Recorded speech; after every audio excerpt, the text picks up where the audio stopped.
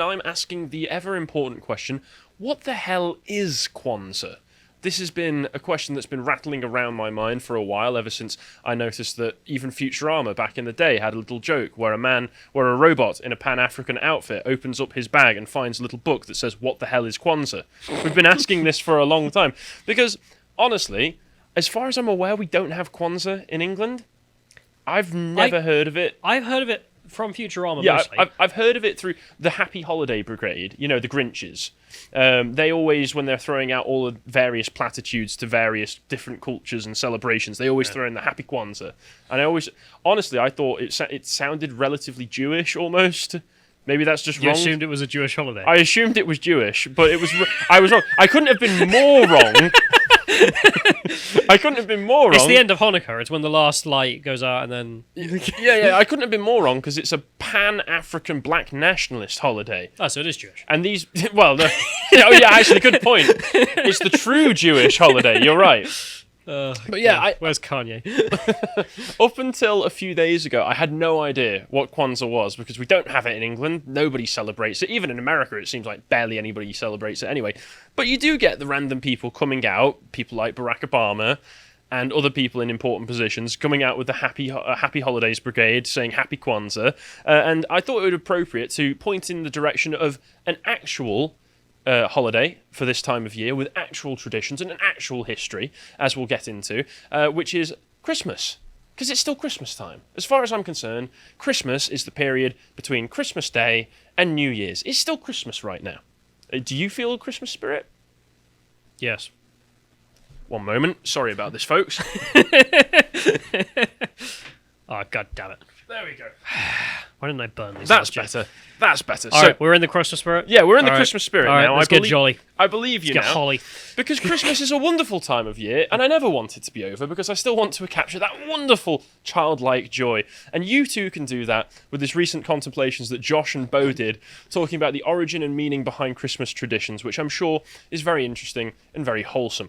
But let's move on to find out what Kwanzaa is. And like I say, this was all started by the fact that I saw some people getting a bit controversial about it because there was lots of public figures celebrating Kwanzaa, like Barack Obama here, saying, "Michelle and I send our best wishes to the 4 or so families celebrating Kwanzaa this holiday season. Today begins a week-long celebration of African-American heritage and culture.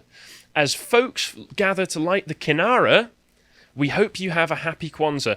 I'm sorry, when it's something like that, it kind of looked a bit Jewish. That's why it looked a bit Jewish to me. The candles and everything. Okay, I see what you mean. Yeah. And the name sounded a little bit Yiddish, so, maybe I'm just completely wrong. This is just my Anglo brain. You know what's really funny is you can see Obama is talking in like the outsider perspective there. He's not like our Kwanzaa or anything because he's not African American. Well, no, he's not. No, he's half white, isn't he? No, it's not that. It's the fact that African American is like descendants of West African slaves who ended up in the United States, and his black side is from Kenya. Oh yeah. So he has literally zero in common with your average black American. Like, there's no shared history. There's nothing. That didn't really play much into his initial campaigns for presidency. He didn't stand there and talk about how he was a black man? No, I don't. No. But carry on as well. We've also got the MLK Jr Center celebrating it as well. Happy Kwanzaa. And we've got this amazing infographic, which I took. This is the... It's not hieroglyphs, is it? These are the 7 tenets of Kwanzaa, and these are celebrated each day. So Monday, the 26th, was the first day of Kwanzaa, so that would have been celebrating unity. And the other... No, you're not going to read the original Sanskrit or whatever that is? Umoja. All right. No, let's not... Let's not do that. I could have been very offensive then.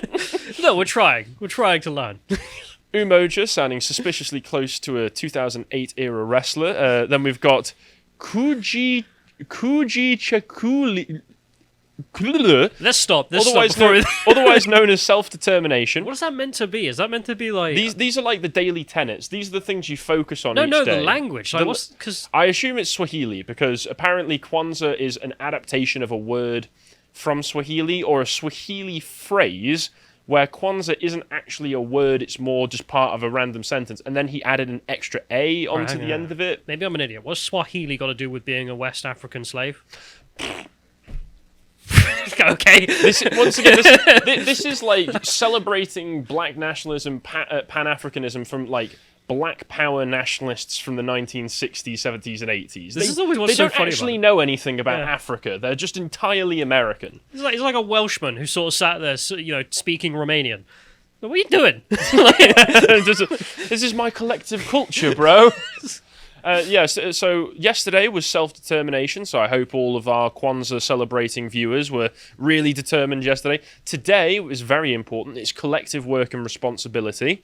Then tomorrow it's cooperative economics. Commie. Yeah. And then we've got purpose, creativity, and faith. And I just need to quote Norm MacDonald here, and pardon me for the language, but this sounds like some fucking commie gobbledygook to me. I mean, honestly, it really does. It really does. And it is. It is. But if we carry on, we also have the usual suspects that you would expect to be celebrating it, like in this next link where we've got the, Pennsylvania GOP tweeting out saying Happy Kwanzaa. Let's move on, because we've got Biden at it as well. Biden presumably knows about as much about Kwanzaa as I do, so that's very fitting. What's with the 3 blue, the 3 red, and the 1 black in the middle? So I think what it's supposed to be is supposed to be red, green, and black, which are like the Pan-African colours. Yeah, okay. Why is it blue, though? I assume they let Biden in charge of the candles and he just got it wrong. Okay. Yeah. And then we've got Nancy Pelosi saying it as well, and she tried, bless her. Do you remember when she wore the African dress and did the knee? Do you remember that? I don't remember that, actually. She had like the Pan-African scarf Okay. when George Floyd was killed. Oh, yeah. Oh, was that the one where she went, "Oh, thank you, George Floyd, for sacrificing yourself"? Yeah. That was amazing. Like, George Floyd was just there like, step on me, step on me. Look, that's actually what Nancy Pelosi said. Don't blame us. Yeah. Listen, I'm just paraphrasing, okay? But let's just play this clip because Nancy Pelosi did celebrated Kwanzaa as only she can. Strong bipartisan I vote yield back the balance of my time and wish everyone a happy, healthy, and safe New Year. Happy holidays. Merry Christmas. Happy Kwanzaa. Happy Hanukkah. Whatever it is you celebrate, be safe. Thank you, Mr. Schwanza. As I said, she celebrated in only the way that she can by messing it up entirely. I mean, she does sound pretty drunk 24/7. Happy Blonica or whatever you Jews celebrate. Yeah, happy Bifma. I don't know. Who knows? But then there was the one that I saw most people responding to, which was Kamala Harris, which was just funny because one, her husband, I assume that's her husband, looks as though he's been taken hostage talking about this. I mean, look at that smile. There is a gun trained on him just off camera. Oh, God. He's going to celebrate the made-up holiday or else, okay? And she says, very clearly here, very explicitly, she's giving us a little bit of a backstory. When I was growing up, Kwanzaa was a special time in our home. Today, my family and I are reflecting on the 7 principles. Happy Kwanzaa! And then scroll down. I think she elaborates on this a little bit more. Oh, no. In fact, no. Let's just go to the next one because people... I think we caught the lie. Yeah, people were pointing out that Kwanzaa might not have been the staple of her childhood that she makes it out to be.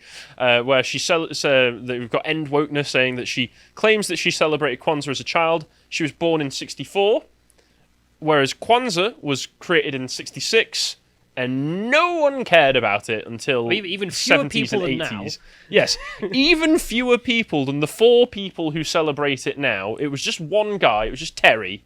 Terry down to pub telling me about Kwanzaa. It was invented in Yorkshire. As all the best African holidays were. It's a very popular holiday destination for African Americans, I've heard. Yeah, and then if we go to the next image, we got a little prelude of that, which is, this doesn't...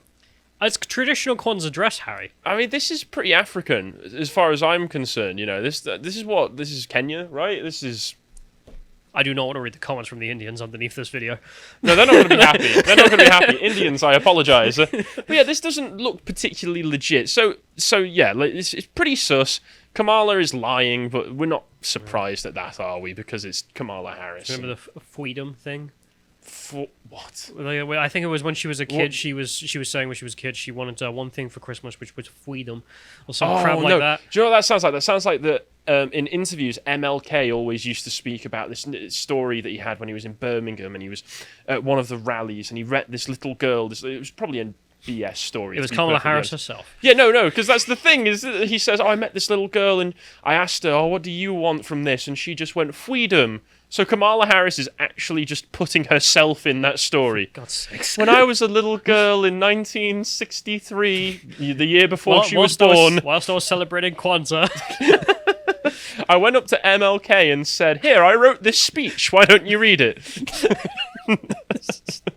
under sniper fire. Yep. Kamala Harris tried to jump in front of the bullet that got MLK. She just couldn't get there in time.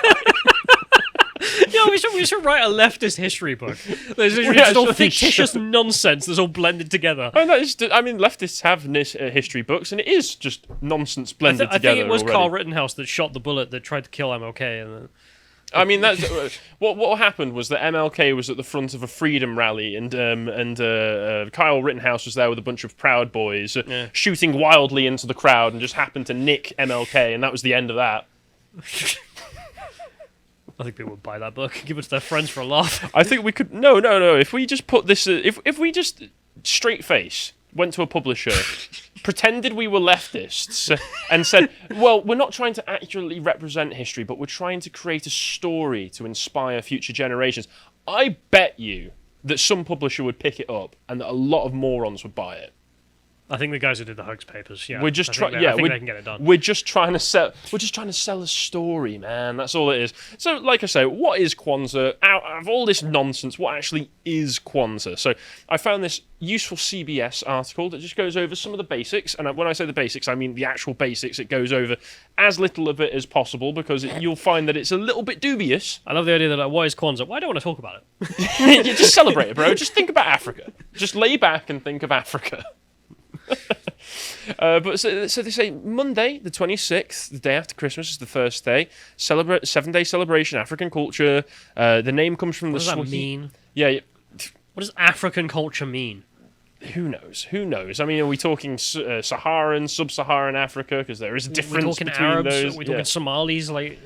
Who knows? These people don't care. Once again, this is American. Yeah. This is just purely cosplay, American. pure They cosplay. have no idea what they're talking about. But the name apparently comes from the Swahili phrase Matunda ya Kwanzaa, which means first fruits. So already you can tell, it's exotic. All the wine mums in the middle class suburbias, if they hear about Kwanzaa, they'll think about how, this is very fancy, this is very exotic. Aren't we very open-minded for celebrating such a thing? So that's where all the slaves came from. Yep. The Swahili region of Africa. Yep. Unlike many other winter holidays, Kwanzaa isn't tied to any single religion. It isn't even tied to reality. It is meant to include people of all religions, so if you observe Christmas or Hanukkah, you can also celebrate Kwanzaa. Now, when we get to some of the comments made by the guy who originated this holiday, we'll see that it didn't start out so inclusive. Is Das right? Is a little bit that's right. Das is right. A little bit, just a tiny bit. Created in 1966 by Maulana Karenga, which you'll be unsurprised to find isn't his original name, a black nationalist and professor of Pan-African Studies at California State University at Long Beach. Wait, wasn't that race law professor from the previous segment? Weren't they also California State University? Shock, isn't it? I know. I should have to say something there. I understand the reasons, but the black guys in America who do this, where they become like a professor of African studies and rename themselves, it does remind me of some guy who's given himself the same Maximus Decimus Meridius because he studies Greek language at university, and you just sort of look at them and think, stop. Do you know what it reminds me of, actually? No, it's like Fallout New Vegas, where you've just got Caesar. And he's just like, I just found some books about Caesar. I thought he was really cool, so I'm Caesar now. That's all it is. Yeah, at least he's trying. It's people LARPing. Making an effort to cosplay in Caesar's Legion. Yeah. Don't they also pronounce it Kaiser? Yeah. As well, just to make sure. Kaiser. Yeah, if you don't say it right, then you're a traitor. But it's shaped by the traditions and values from all around the continent of Africa. That big place I know nothing about, and it's sort of just in the distance. Yeah, I very much doubt it. But like I said, black nationalist. So that commie gobbledygook is actual commie gobbledygook, and the holiday is defined by I'm sorry about this, Nguzo Saba, or the 7 principles that I listed through earlier. Each day of the festival is dedicated to a specific principle marked by lighting a new candle on the Kinara, a 7-branched candelabra. And that's where the precepts come from. So it also makes sense, all sounds relatively innocent and innocuous. Just ignore the black nationalist part. But let's dig a bit deeper into this, because I saw, like I said, a lot of people saying that Kwanzaa's fake. And I thought, Kwanzaa? Fake? No, it couldn't be. But then I dug a little deeper. So Greg Price pointed out after the Kamala Harris tweet saying that reminder that Kwanzaa is a fake holiday that barely anybody celebrates, created by a Marxist college professor in the 1960s who wanted black people to stop being Christians and also went to jail for kidnapping and torturing several women. Hang on a minute. That's new. It is new. CBS weren't so eager to point that part out. And I thought, hold up a second there, Greg Price. You can't just go besmirching the proper and good name of Kwanzaa without any evidence, okay? So I decided to dig a little deeper in this and found this town hall article talking about whether Kwanzaa is a fake holiday or not. That's right, we're doing some fact-checking, boys. Get ready, get your debunking hats out. We run Twitter now. So the claim is, according to the Founders Welcome on the official Kwanzaa website, the African-American and Pan-African holiday is celebrated by millions throughout the worldwide African community. You know that worldwide African community? Yeah. Yes, indeed. You know what Africans generally think like of the black Hutus Americans? and the Tutus. They were the worldwide African community. There's that too, but even if we want to do this whole thing of like the cross-continent black community, like there are many a comedy routine of what Africans think of black Americans, and it's not complimentary. It's usually you're fake blacks, which is yikes. You're like 30% European. What you on about? It's essentially yes. That seems to be the general consensus, which is nothing to do with me. I ain't involved in this conversation. I'm just letting. No, I'm just there cheering on, cheering on the knife fight. Placing money. Yeah. There you go. But who even celebrates Kwanzaa? This article says, other than a minute fraction of black Americans and a lump of white liberals in academia, the mainstream media, and the government. First, Kwanzaa is not celebrated in Africa, shock horror. It's an exclusively American holiday. And also, those millions across the world, well, the 2004 marketing survey conducted for the National Retail Foundation found that only 1.6% of American consumers celebrated Kwanzaa. Fast forward to a decade ago, and Kwanzaa's sway had swelled to 4%, just one above the fictitious Festivus, which is apparently a fake holiday created by George Costanza's father from the TV show Seinfeld. So only a tiny fraction more people in America celebrate Kwanzaa than a fake holiday from a TV sitcom from the 90s. What's the difference? Not much. Well, Seinfeld was marginally less racist. That's true. So that was discovered by a public policy poll from 2012, and so it's not particularly popular. Post George Floyd, maybe it's 1,000,000%. Who knows? But then they go to the origins of Kwanzaa and talk a bit more about that and elaborate in a bit more detail. So Kwanzaa's founder, Maryland-born convicted felon Ronald Ron McKinley Everett. I'll repeat that again. Once again, what was his previous name from the other article? It was Maluna Karenga. Actual name, Ron McKinley Everett. Doesn't sound that African to me. Rebranded himself as Karenga, and they point out likely because his name was far too white-sounding. He also co-founded the paramilitary United Slaves Group, which was considered a rival to and more radical than the militant Black Panthers in the 1960s. They even had bust-ups in the 1960s where they ended up killing, I think, 4 Black Panthers. Because the Black Panthers weren't radical enough. And this was, from looking into it as well, it was facilitated by the FBI. The FBI sent fake letters to the US movement addressed from the Black Panthers saying, hey, you guys are a bunch of hoes, I assume, and then sent similar letters to the Black Panthers addressed from the US movement, and they just got into a big bust-up and killed each other. That's hilarious. It's great, isn't it? You know, the American Nazi Party and the KKK have started killing each other. What? Over what? I don't know. The KKK was like, these Nazis, they're not radical enough for me. And Karenga even admitted Kwanzaa is fraudulent to an audience at Howard University in 1987, where he said, "People think it's African, but it's not. I wanted to give black people a holiday of their own, so I came up with Kwanzaa. I said it was African because black people in this country wouldn't celebrate it if they knew it was American. Also, I put it around Christmas because I knew that's when a lot of blacks, would be partying." So it's literally just we wanted party time. We wanted extended party time and some kind of veneer of respectability to go over the top of it. Also, it was intended to replace Christmas. I mean, the funniest thing about all of this is the dumbass white people like Kamala Harris turning up, being like, "Well, yeah, this is my holiday." Yeah, that is actual genius. I mean, to be fair, I mean he is an awful individual, but that is once again, one hell of a 4chan prank. The GOP, in Pennsylvania, just like, I see nothing wrong with this. Are you serious? Are you serious, guys? Are you serious? But then let's just round this off by just going into a little bit more detail from his Wikipedia page, which just gives... Look at that profile picture. Is this not a trustworthy man? Is this not a man that... I could see him coming down the chimney every Christmas. Not necessarily to give gifts. Maybe I'd find my maybe Christmas to tree a kidnap little you. bit more barren. But, okay. The dude is literally a robber and a kidnapper. So. Yeah, so during the early years of Kwanzaa, he said it was meant as a black alternative to Christmas. So not alongside Christmas, not inclusive of Christians and people who celebrate other... No, a replacement for Christmas. And Karenga, a secular humanist, challenged the sanity of Jesus and declared Christianity a white religion that black people should shun. So it's intentionally subversive.